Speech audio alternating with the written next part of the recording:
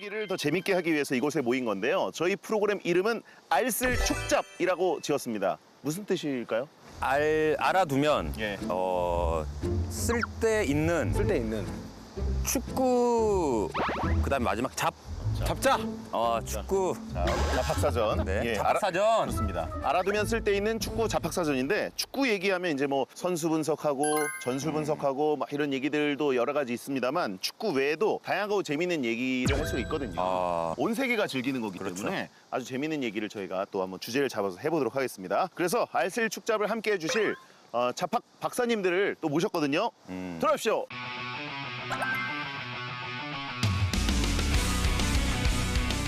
그 비슷하게 공을 한 번도 차본 적은 없지만 예. 원리만은 정확하게 알고 있습니다. 심리 상태가 그 킥의 정확성을 좌우한다고 발표를 했어요.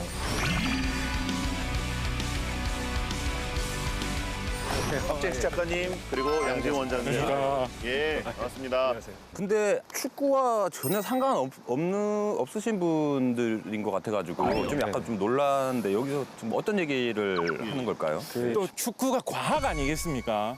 그래서 축구와 관련된 다양한 과학 이야기들을 이것저것 좀 소개해드리고자 저희 여기 이렇게 나왔습니다. 그리고 축구보다 그런 생각 들잖아요. 저 팀은 왜 자꾸 드러눕지? 혹은 뭐 저 선수는 시합 전에 왜 이렇게 루틴이 뭐가 많지? 뭐 혹은 저 선수는 왜 이렇게 울고 웃고 감정 기복 심한 것 같은데 왜 잘하지? 뭐 이런 느낌을 받을 때가 있어요. 그런 것들에 대해서 심리적인 얘기를 좀 풀어드리고자. 축구 기술적으로가 아닌 약간 축구 외 쪽으로의 그런 것들. 심리적인 예, 것들. 야, 심리적인 네네. 것들. 자, 이렇게 두 분이 함께 해주시니까 축구 얘기가 되게 풍성해질 것 같고 되게 신선할 것 같거든요. 여러분 기대해 주십시오. 지금부터 알쓸축잡 시작합니다.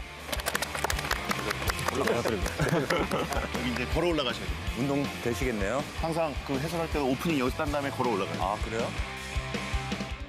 요즘 축구 인기는 어느 정도인가?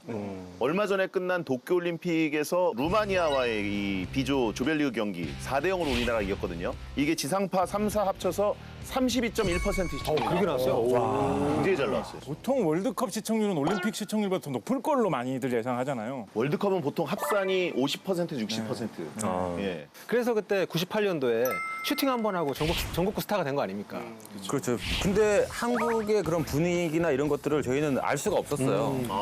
그 당시에는 프랑스에 있을 때? 예, 프랑스 있을 때 기껏 해봐야 이제 팩스로 그 신문, 예, 야, 20세기 감수성 팩스. 그거 받아서 아니면은 전화카드 사서 상황이 어떤지. 인터넷도 보급이 잘 안 돼 있는 때였어요. 그러니까 젊은 시청자를 위해서 전화카드가 먼저 이렇게 자막 옆에 이렇게 깔아줘야 돼요. 전화카드는 어떤 것이 야, 이동국 위원 때문에 저희까지 나이 많아 보이는 느낌. 아, 형 왜 그러세요? 제가 참고로 제일 여기서 나이가 어리죠. 저 82년생입니다. 굉장히 신뢰했어요. 굉장히 신뢰했습니다. 지금 저도 82년생입니다. 여기 자, 예. 사과드리겠습니다. 양 원장님도. 예. 아무튼 축구가 어떻게 보면 진짜 온 국민이 이렇게 보게 되는 그 이유가 뭔지 참 항상 궁금했거든요. 다른 종목보다도 축구를 이렇게 온 국민이 보는 이유. 제가 뭐 개인적으로 생각하기에는 축구 발로 하는 그런 스포츠이기 때문에 아무래도 손으로 하는 그런 스포츠들보다 어렵지 않을까. 그래서 직접 경험을 해보신 분들이 빠른 순간 안에 잘할 수 없는 그런 스포츠이기 때문에 잘하는 그런 선수들을 딱 봤을 때 저렇게까지 잘할 수가 있을까라는 그런 것들을 이제 생각하면서 경기를 보는 것 같아요. 그래서 뭐 네이마르나 메시나 이런 선수들의 드리블이나 이런 걸 보면서 대리 만족할 수 있는 그러다 보니까 이제 축구에 대해서 그런 매력에 또 빠지고 그래서 좋아하지 않을까라는 그런 생각이 들거든요. 네, 이게 어떤 뭔가 제가 생각했을 때는 예. 일단 한 골에서 느낄 수 있는 카타르시스가 제일 큰 스포츠 같아요. 아, 맞아. 그만큼 어렵다, 이 스포츠가. 그러니까 사람들이 그만큼 한 골에 집중을 계속해서 45분, 전반 45분, 후반 45분 동안 할 수 있는 게 아닌가라는 생각이 들고. 저는 축구가 왜 인기 있느냐 그 이야기 했을 때 그 농담, 오래된 농담 떠올랐습니다. 뭐요? 여자들이 싫어하는 이야기 3위. 축구 이야기. 군대 2위, 축구. 군대 이야기. 1위 군대에서 축구 아닙니까? 근데 좀 재밌는데. 근데 이 농담이 왜 농담이 되는지를 생각을 해보면 그만큼 사람들이 축구를 직접 체험을 해볼 기회가 많았다라는 생각도 들거든요. 뭐 학교 가가지고 놀면서 뭐 축구하고 뭐 자라나서도 뭐 학창 시간에 학창시절 시간에 쉬는 시간에 축구하고 군대 가서 축구하고 공이 없어도 뭐 우유팩 뭐 이런 거 만들어가지고 축구 비슷하게 하고 조기 축구에 즐기시는 분들도 계시고 그러니까 체험해 본 상태에서 보기 때문에 이거 뭐 축구에 대해서 점점 더 인기가 많아질 수 있는 것 같고 말씀하신 대로 요즘에는 뭐 팬들이 여러 축구 스타 자체를 또 보면서 즐기는 그런 재미까지 가미되다 보니까 워낙에 인기 있는 스포츠로 자리매김할 수 있었던 거 아닌가 싶습니다. 그렇죠. 예, 우리가 이제 멋있는 선수들도 좋아하고 이제 멋있는 감독들도 굉장히 인기를 많이 끌게 되고 뭐 히딩크 감독님은 네덜란드 분인데도 우리나라에 와서 엄청난 국민 영웅이 되셨는데 보면은 이제 축구는 글로벌화를 하고 있거든요. 완전히 이게 인류의 공통의 언어가 돼버렸기 때문에 모든 나라에서도 뭐 뒷골목에서도 볼을 차고 있고 그 시스템을 다 공유하고 있잖아요. 보통 그 경제 강국이 다 스포츠를 잘 하잖아요. 근데 축구만큼은 이제 브라질이라든지 아르헨티나라든지 뭔가 좀 약소국가가 축구할 때만큼은 굉장히 강대국으로서 이렇게 추앙을 받잖아요. 그런 것도 참 큰 매력이라는 생각이 들어요. 미국이 막 그렇게 세지 않고. 예. 나라 이야기가 나와서 문득 예. 그런 생각이 드는데 사실 요즘에는 뭐 서울에서 태어나도 나는 뭐 토트넘이 좋아라든가 그쵸. 뭐 난 맨체스터 유나이티드 팬이야 뭐 이런 맨유. 분들 많이 계시잖아요.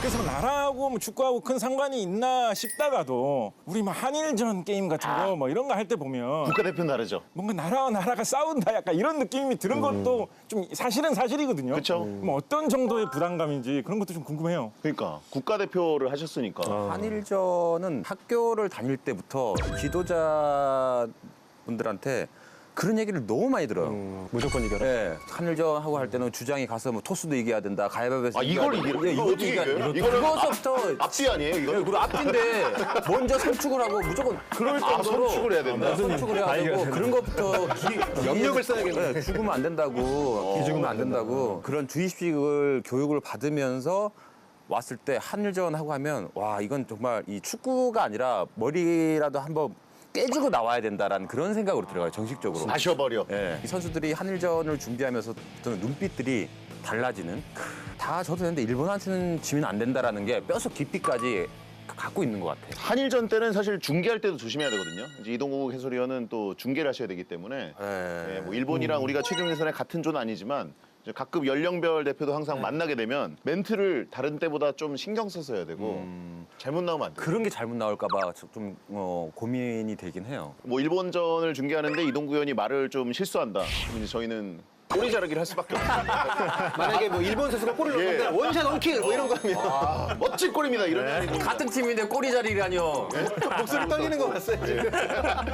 그 TVN이 전체적 책임질 수 없기 때문에 저희도 최대한 조심스럽게 하도록 하겠습니다. 자, 어쨌든 이게 우리나라가 일본에게 갖는 감정도 있긴 하지만 어떤 나라랑 붙을 때나 이 국가대표팀을 응원할 때는 클럽 축구를 응원할 때랑 완전히 다른 느낌이 들거든요. 이게 속된 말로 이제 국이라고도 하는데 애국심이기도 하고. 그렇죠. 그리고 올림픽 때 보면 그 애국가 올라갈 때 이게 딱 하면서 유독 왜 그런지 우리나라 선수들이 좀 많이 우는 것 같은 맞아요. 느낌을 받거든요. 네. 외국 가서 더 크게 부르고. 그렇죠. 그거는 이제 우리나라가 워낙 힘들었던 시대가 있었고 50년, 60년이잖아요. 사실 좋아진기까지가.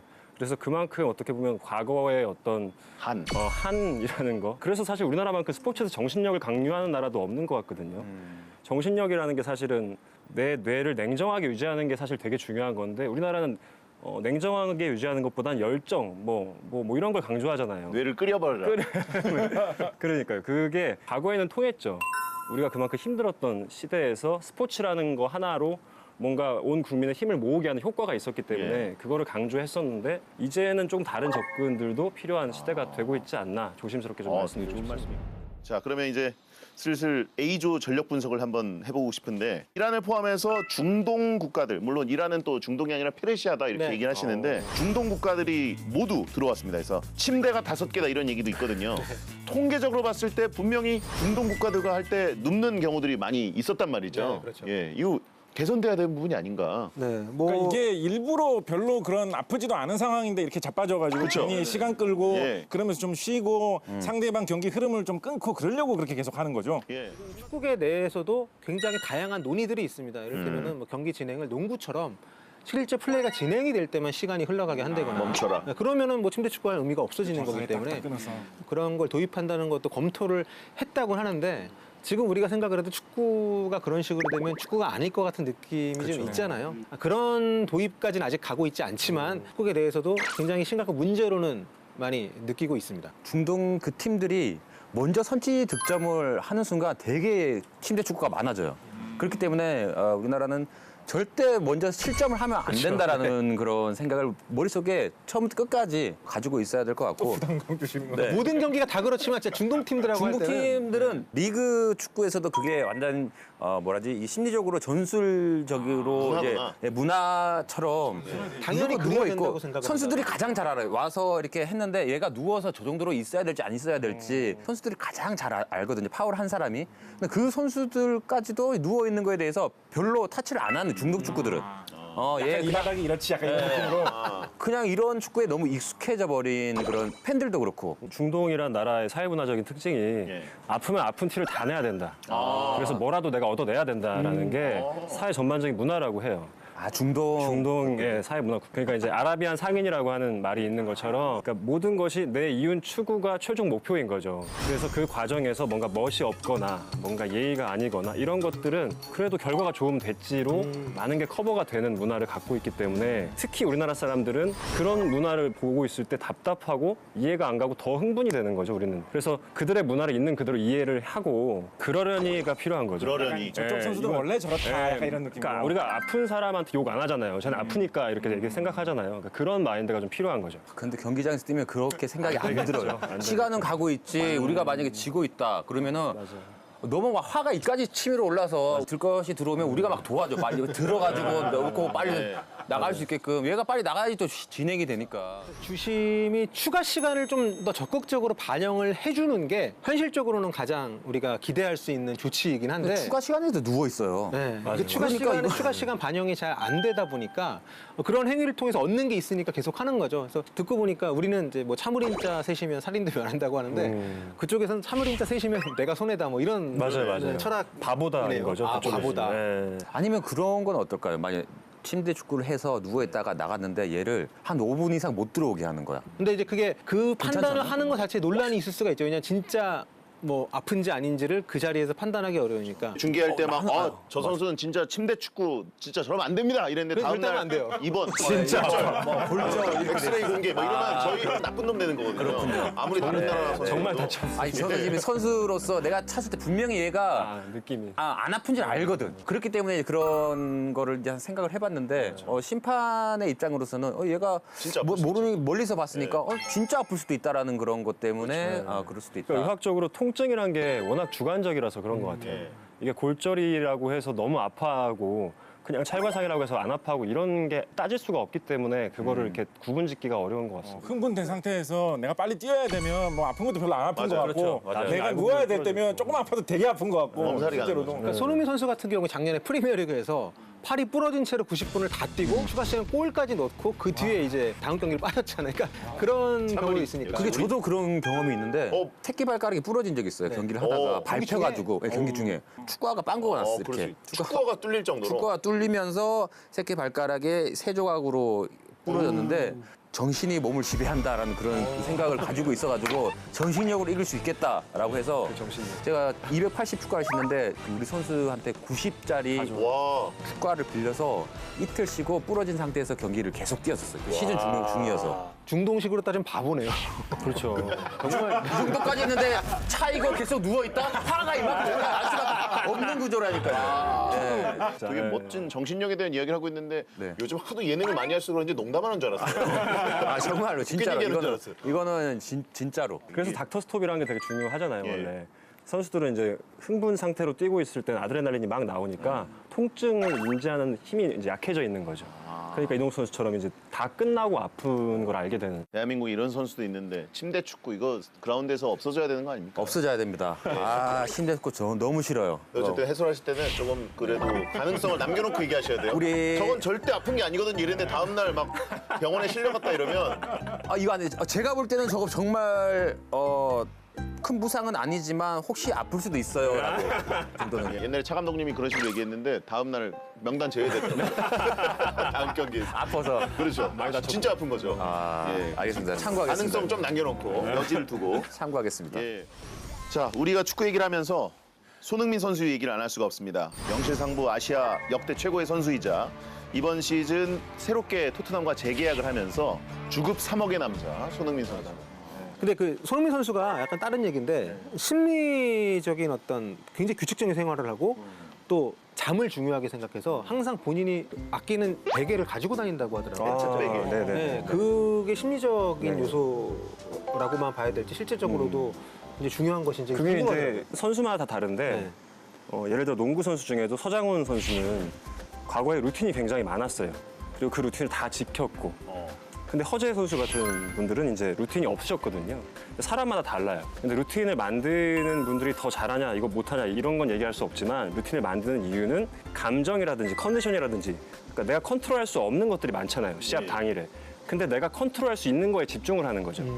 내가 통제할 수 있는 것들을 만들어 놓으면 내 실제 컨디션이나 내 어떤 감정도 조절할 수 있지 않을까 하는 이제 기대 심리를 가지고 그런 루틴을 만드는 거죠, 선수들이. 그러면 실제로 감정 기복이 많은 선수들이 평소의 루틴처럼 내가 이어서 감정도 좀 조절할 수 있는 것 같고 컨디션도 좀 조절이 되는 것 같고 이제 이런 자기 기분, 자기 만족을 갖기 위해서 루틴을 이렇게 만드는 거죠. 이동국 의원은 선수 시절에 그런 뭐 루틴이 있었나요? 저도 데뷔 초에는 좀 있었지만 그거를 하나씩 깨갔어요. 그런 거 실제로 잠깐 마음 갖고 계신 적 살짝 있었어요? 그런 거 있죠. 내가 뭐 처음에는 뭐 오른발부터 뭐 운동장에 내디뎠다고 하면 그날 너무 잘했어. 그러면은 또 들어가고 싶은 거예요. 맞아요. 징크스가 만들어져. 근데 그거를 어떤 순간 내가 깨고 싶다라는 그런 생각이 들어서 오른발 들어가 잘했으면 왼쪽 발로 한번 들어가 보고 뭐 같이 들어가 보고 뭐 이렇게 해서 그게 계속 깼어요. 너무 그러다 제 보니까 스타일이에요. 아 이거는 내가 만들어 가는 거구나 맞아요. 루틴은. 네. 그냥 내가 운동했던 거를 그냥 믿고 그냥 들어가면 되는구나. 이동욱 선수 같은 분들은 이제 내가 틀에 갇힘으로써 오히려 심리적으로 위축되는 선수인 거고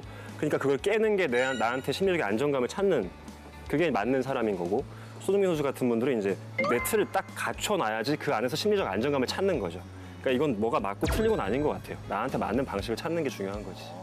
저도 이제 그냥 대충 이거 무회전 프리킥이네요 이렇게 얘기하고 나중에 슬로우 모션 나올 때 보면 약간 돌아요. 약간 돌면 저회전입니다. 그거 볼 때는 막 흔들려 보인다고 그러고 그렇죠. 이게 과학적으로 이게 왜 무회전이면 공이 흔들려 보이나. 제가 그 비슷하게 공을 한 번도 차본 적은 없지만 예. 원리만은 정확하게 알고 있습니다. 바람을 가르면서 뭔가 이렇게 지나갈 때 바람을 맞을 때 그냥 앞에서 바람을 맞으면 바람이 옆으로 이렇게 쓱쓱 막 지나가겠죠. 예, 그죠? 예. 그러면 뒤는 어떻게 되느냐. 그렇게 뒤늦게 뒤에서 차고 드는 바람은 소용돌이가 지기가 쉽습니다. 이런 현상을 카르만 소용돌이라고 하거든요. 이 소용돌이에 의해서 왔다 갔다. 공의 움직임이 굉장히 불규칙적인 것처럼 변하게 됩니다. 그래서 막는 사람 입장에서 볼 때는 공이 갑자기 이상하게 휘어가지고 날아오는 것처럼 보이는 그런 느낌 들게 되죠. 저 이거 슬로우 모션 나올 때 얘기합니다. 받아서 설명해 줘야 돼요. 부연 설명. 저는 그래서 제가 무회전을 한 번도 때리지 못하고 있어야 된다. 카르만 소용돌이 있던 적이 없다. 소용돌이를 제가 그 응용을 못 해가지고 예. 글쎄요 한 번 어떨 때 잘못 맞았을 때 한 번 무회전으로 가는 적이 있었지만 내가 원해서 무회전으로 찬 적은 없었거든요. 뭐 발리만으로도 충분하기 때문에 맞아요. 뭐 굳이 뭐 카르만 씨까지 달리 하나로 충분하셨죠. 그러니까 이동국 의원이 방송에서 나는 땅볼보다 뜬 공이 더 쉽다. 뭐 이런 얘기도 하셨는데 이건 다른 선수들 매기는 얘기 아닌가요? 아니요 이게 또 과학적으로 들어가면 예, 과학적으로. 과학적으로 들어가 보겠습니다. 예. 과학적으로 들어가면 이 땅볼로 이렇게 오는 볼들은 불규칙 바운드가 될 때가 있어요. 공이 떠 있는 볼은 얘는 규칙대로 이렇게 규칙적으로 와요. 그러니까 훈련을 통해서 충분히 골 넣을 수 있는 그런 확률이 좀 더 크다. 한 82.9%가 더 높지 않을까라는 생각이 들면서 그래서 이제 떠 있는 볼들을 슈팅하는 연습들을 많이 했죠. 그리고 논스톱 슈팅 훈련을 많이 했고. 딴 선수들에 비해서 특히 발리슛 연습을 평소에 좀 더 많이 했다 이런 게 있으셨어요? 네, 그렇죠. 그래서 이제 발리슛도 과학적인 원리가 이게 있다고 들었거든요. 그렇습니다. 저는 원리만은 알고 있는데요. 예. 뭐 UFO 슛, 뭐 바나나 슛, 뭐 이런 식으로 뭐 여러 가지 말을 하는데 많은 경우에 적용될 수 있는 원리는 마그누스 효과라는 것이 있습니다. 마그누스는 이 뭡니까? 마그누스 이것도 사람 이름인데요. 예. 이 마그누스 이분이 아마 예전에 이 포탄 날아가는 거 연구하다가 개발하신 걸로 알고 있어요. 무기. 네, 포탄이 날아가면서 포탄이 빠르게 돌면 예. 포탄이 그냥 날아가는 거하고 좀 다른 위치에 떨어질 수도 있지 않을까 이거 연구하다가 알아내신 거거든요. 어떤 현상이 발생하느냐 공이 굉장히 빠르게 회전을 하게 되면 회전 때문에 기압차가 생겨가지고 예. 낮은 기압이 있는 쪽으로 공이 빨려든다. 그것이 마그누스 효과다. 그게 마그누스 효과. 그것이 바로 마그누스 효과입니다. 요거 중계 때 씁니다. 발리슛 나오면 이거 쓰면 되는 거죠? 공이 그러면서 공이 좀 휘어야지. 약간 흰 궤적을 보고. 회전을 보고. 아, 이동국 의원이 이렇게 경기장에서 과학을 이렇게 또 구사를 하고 있었네요. 그러니까 과학을 그때부터 저는 알고 있어요. 마그누스 효과를 그때부터 알고 있었던 거죠. 몸으로 안 거지. 머리는 몰라도 발이 안 거지. 알겠어. 좋은 용어 2개 얻었습니다.